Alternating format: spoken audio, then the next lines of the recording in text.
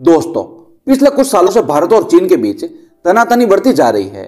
फिर चाहे बात डोकलाम विवाद की हो या गलवान घाटी की या हाल ही में हुए त्वांग झड़प की। चीन भारत के उन इलाकों पर कब्जा करना चाहता है जो एलएसी के सबसे करीब है। अब तो चीन और भारत की यह तकरार आम हो गई है। भारत और चीन के बीच बढ़ती टेंशन के बीच भारत ने एक नए माइलस्टोन को प्राप्त किया है और इस माइलस्टोन का नाम है परले।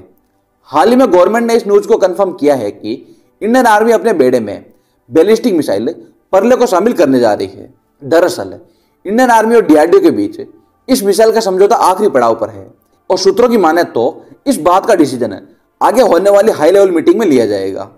यह डिसीजन काफी इंपॉर्टेंट भी है क्योंकि परले को सेना में शामिल करने का फैसला ऐसे समय पर आया है जब भारतीय सेना एक रॉकेट फोर्स बनने की ओर कदम बढ़ा रही है। तो दोस्तों, आज के वीडियो में हम इसी परले मिसाइल के बारे में बात करेंगे और साथ ही जानेंगे कि आखिर रॉकेट फोर्स क्या होती है। बिना समय खराब करते हुए चलिए वीडियो शुरू करते हैं।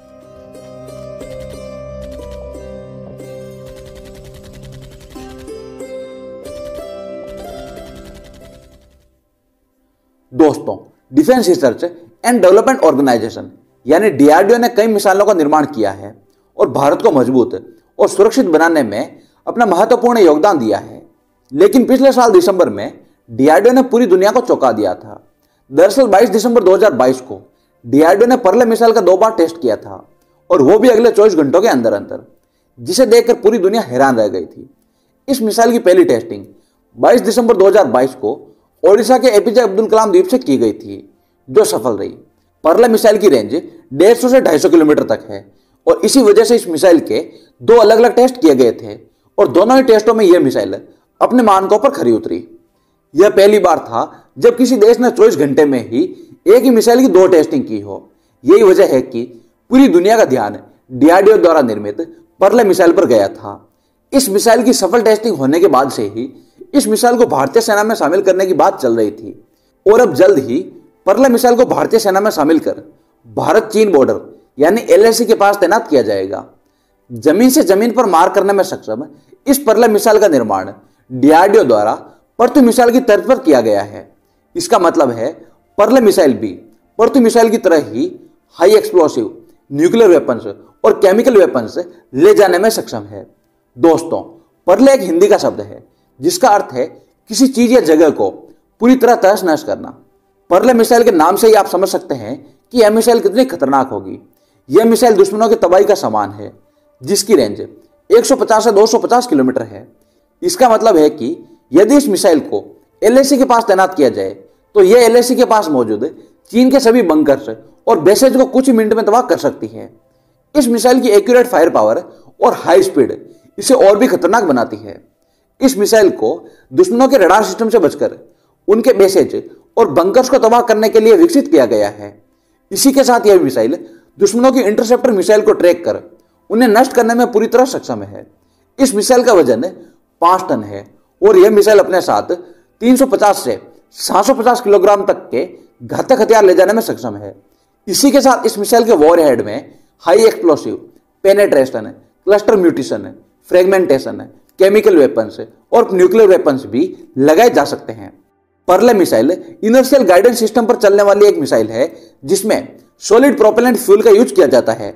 इसी के साथ यह मिसाइल हवा में रहते हुए ही अचानक अपना लक्ष्य बदलने की क्षमता रखती है। इस मिसाइल की 2 खास बात और है।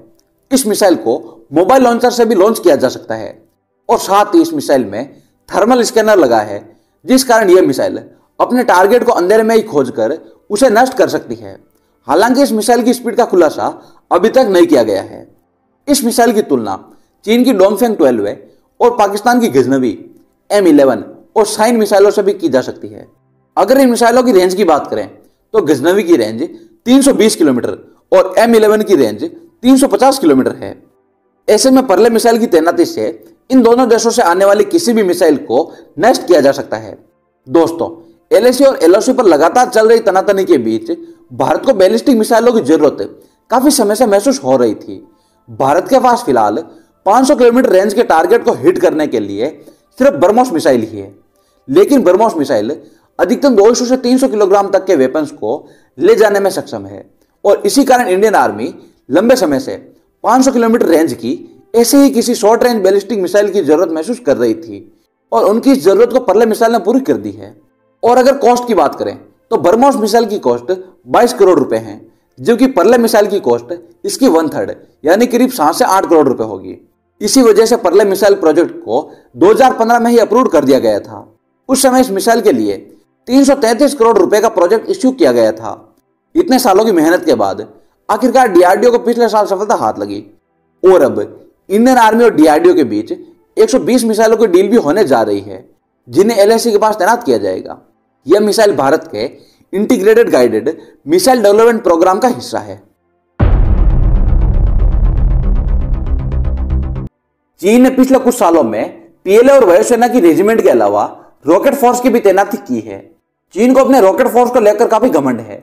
इसी घमंड को तोड़ने के लिए और एलएसी पर भारतीय सेना को और ज्यादा मजबूत करने के लिए late chief of defence staff general Vipin Rawat Chinese border पर रॉकेट फोर्स की तैनाती करना चाहते थे और इस बात का खुलासा हाल ही में navy chief admiral R Harikumar ने किया है। यह रॉकेट फोर्स पूरी तरह से क्रूज और बैलिस्टिक मिसाइलों से लैस होती है। चीन ने 1966 में ही इस रॉकेट फोर्स को तैनात कर दिया था, लेकिन अब भारत भी रॉकेट फोर्स तैनात करने के लिए पूरी तरह तैयार है। दरअसल इस रॉकेट फोर्स के अप्रूवल में देरी इसलिए हुई क्योंकि इंडिया अभी तक मिसाइलों के मामले में दूसरे देशों पर निर्भर था। भारत सरकार चाहती है कि भारत में इन मिसाइलों का निर्माण हो ताकि दूसरे देशों पर निर्भरता कम हो।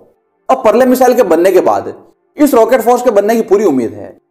तो दोस्तों, आज का हमारा यह वीडियो कैसा लगा हमें कमेंट में जरूर बताएं और अगर आपको यह वीडियो पसंद आया तो वीडियो को लाइक और चैनल को सब्सक्राइब जरूर करें। मिलते हैं अगले वीडियो में, तब तक के लिए जय हिंद, जय भारत।